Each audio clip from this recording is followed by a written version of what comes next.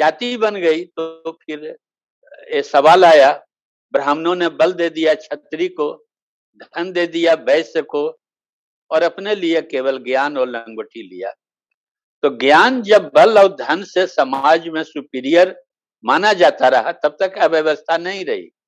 ब्राह्मण महामाते बन के, ब्राह्मण पुरोहित बन के, ब्राह्मण सभा सभा के सभापति बन के, जिसको आज स्पीकर कहते हैं, उस समय अष्टप्रधान और सभा समिति कई नाम उसके होते थे, राजा को नियंत्रित रखता था, तो समाज की व्यवस्था चलती रही। लेकिन जब असमानता बहुत बढ़ गया और दौलत का महत्व बढ़ गया, बल का महत्व बढ़ गया और ज्ञान की प्रतिष्ठा गिर गई, तो सहस्रार्जुन ऐसे, विश्वामित्र ऐसे, कलमासपाद ऐसे, जन्मेजय ऐसे राजा हुए जिन्होंने ब्राह्मणों को बेइज्जत किया।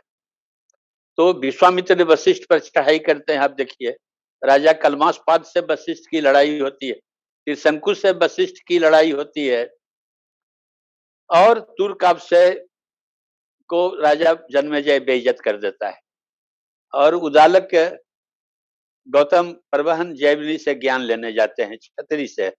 कृष्ण छतरी उपदेश कर रहे हैं, व्यास सुन रहा है। बुद्ध छतरी उपदेश कर रहे हैं, सारिपुत्र मोदगलायन, कश्यप ब्राह्मण सुन रहा है। तो स्थिति इतनी जटिल हो गई कि छतरी पोप का भी कुर्सी ले लिए और सीजर का भी कुर्सी ले लिए, उपनिषद के भी चिंतक हो गए, बौद्ध और जैन धर्म के भी चिंतक हो गए, और ब्राह्मण केवल श्रोता रह गया। तो ब्राह्मणों को इस दशा का जब भान हुआ कि हम तो ज्ञान लेकर के कहीं के नहीं रहे, बल और धन उदंड हो गए और हमारी इज्जत नहीं करते हैं, तो उस परिस्थिति में शास्त्र के ज्ञाता परशुराम को फरसा उठाना पड़ा, शस्त्र ग्रहण करना पड़ा। यह वह परिस्थिति थी, यह उस समय की जरूरत थी। उनके पिता जमदग्नि के हत्या सहस्रार्जुन करती है। तो स्थिति इतनी ब्राह्मणों के विपरीत हो गई, तो उस परिस्थिति में परशुराम को जन क्रांति का नेतृत्व करना पड़ा। अकेले फरसा से मार दिया, ये सब कहानी है।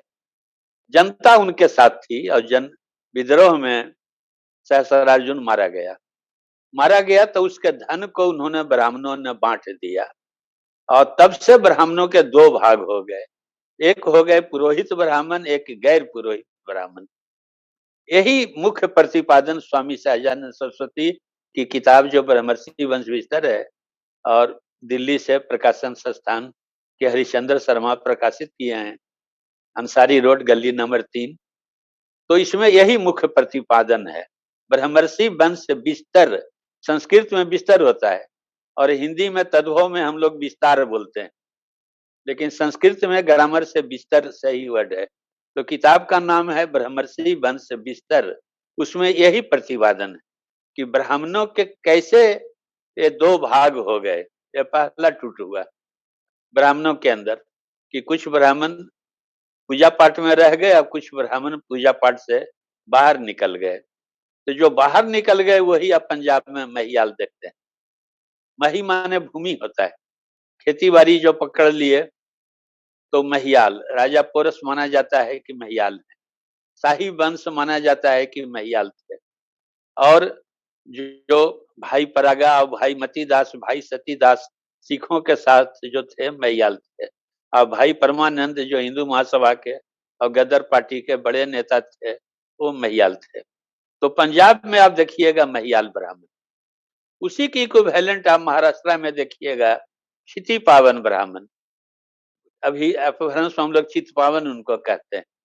क्षिति माने होता है भूमि, तू भी भूमि से जुड़े, और उसके अंदर बाजीराव पेशवा, नाना फड़नसीब, रानी लक्ष्मीबाई और बाल गंगाधर तिलक, सावरकर, आगरकर, राणा डे, जितना महाराष्ट्र के प्रसिद्ध आदमी देखिएगा सब चितपावन ब्राह्मण थे।